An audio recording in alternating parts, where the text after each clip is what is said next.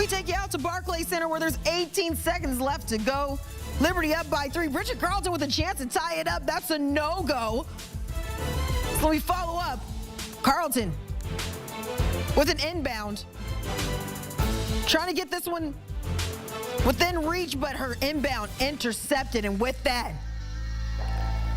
get the banner ready. The New York Liberty are your WNBA champions, defeating the Lynx 67-62 in overtime, getting their first WNBA title in their 28-year history. They lost their 5 previous finals appearances, now the last of the original 8 franchises to win a title. And they do that off the hands of MVP Jonquel Jones, who finished her outing with 17 points, 6 boards.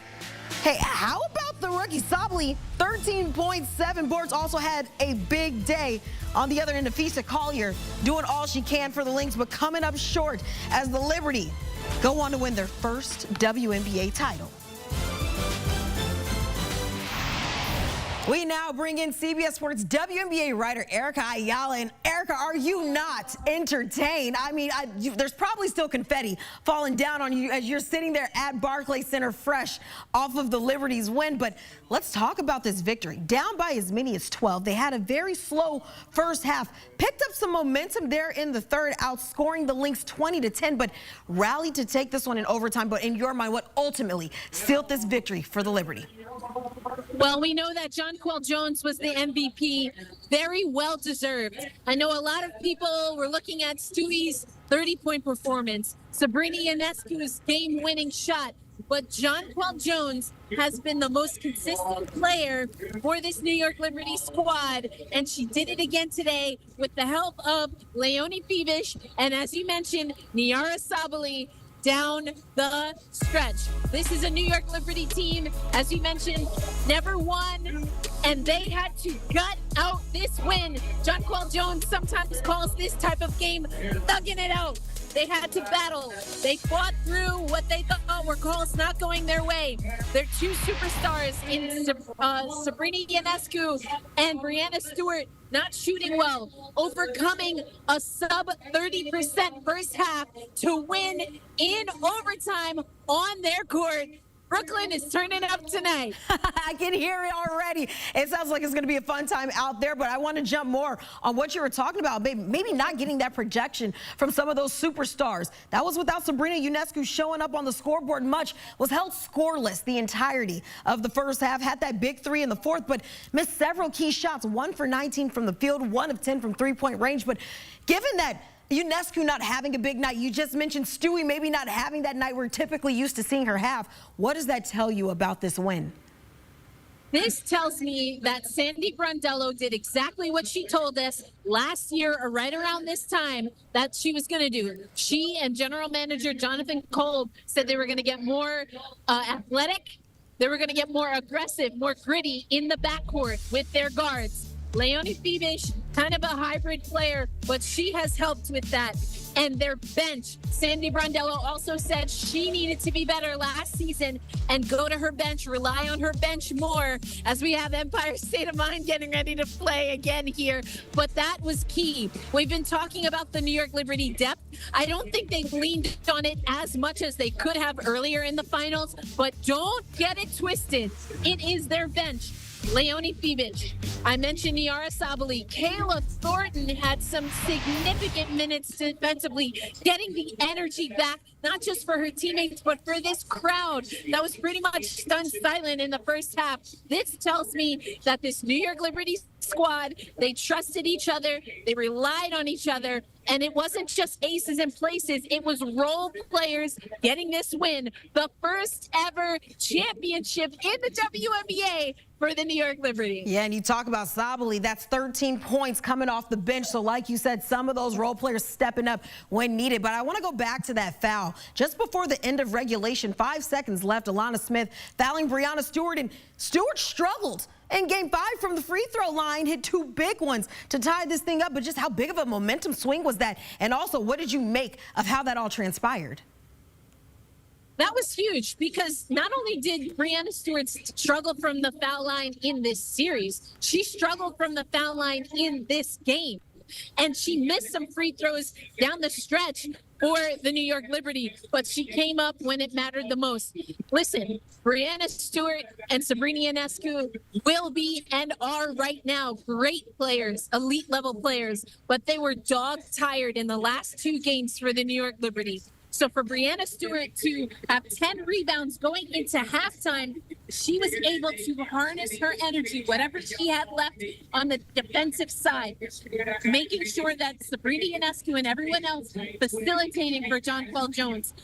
Leonie Fibish able to drive. So I just love, and I don't think it'll get enough credit. I hope someone, we do a deep dive because I cannot wait to hear what Stewie and Sabrina Ionescu have to say about the internal steal, the drive, and how they were able to maybe overcome not playing the way that they are expected to play, not playing, I'm sure, the way they wanted to play, but being able to find the right person at the right time to get New York this win. Yeah, and also on the other end of this, I think we have to give a little bit of credit to the Lynx because they came out playing fast and they seemed unfazed by that road crowd, which I know got extremely loud over there at Barclays Center. But Napheesa Collier, yet again, playing out of her mind, perhaps not even a team that was expected to make it this far coming into this season. But I understand there are no moral victories. But what do you make of what's next for this Lynx team? All right, now, wait a minute, Kiana. I'm going to let you know. Don't listen to the hype. Listen to us here at CBS Sports because we've been telling you this is a Lynx team not to be trifled with, and they showed it right here. And here's the thing. We have to look ahead just a little bit. We have an expansion draft coming up, and then another few expansion drafts with other teams coming in.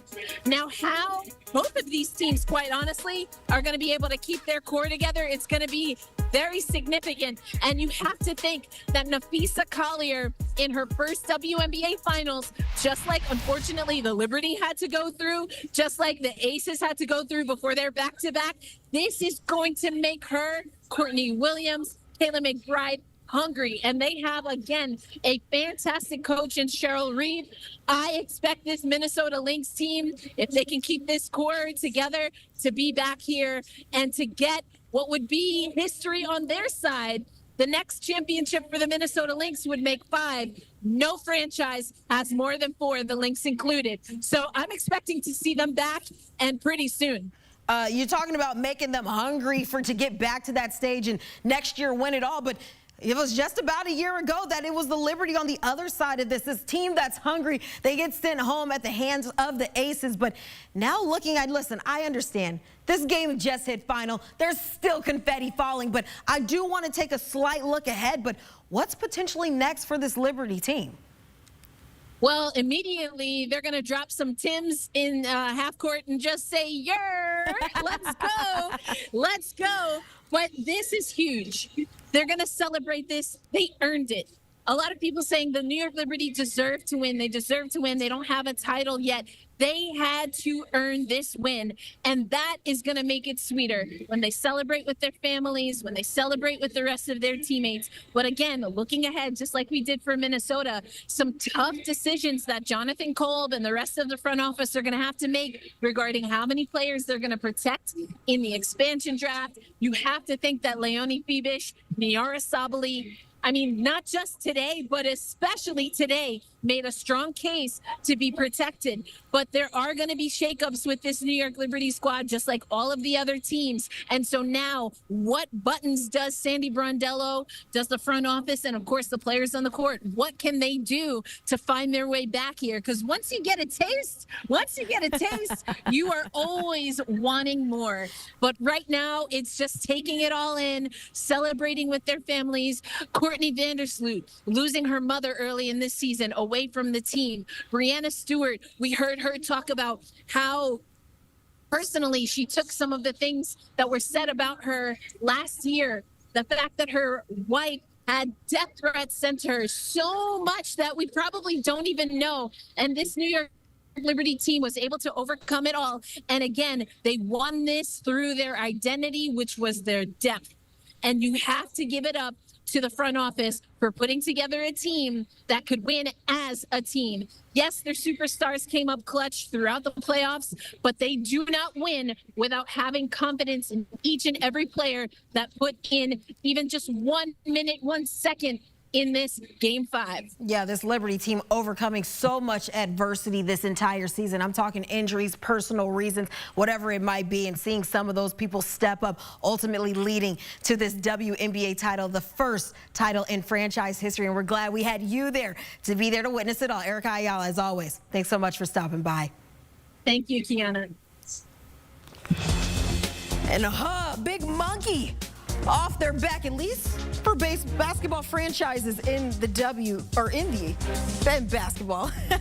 New York maybe not having the strongest of streaks when it comes to winning finals. Well, dating back to '94, there's a whole lot of L's on this sheet, but hey, 2024, those Liberty pulled out that W.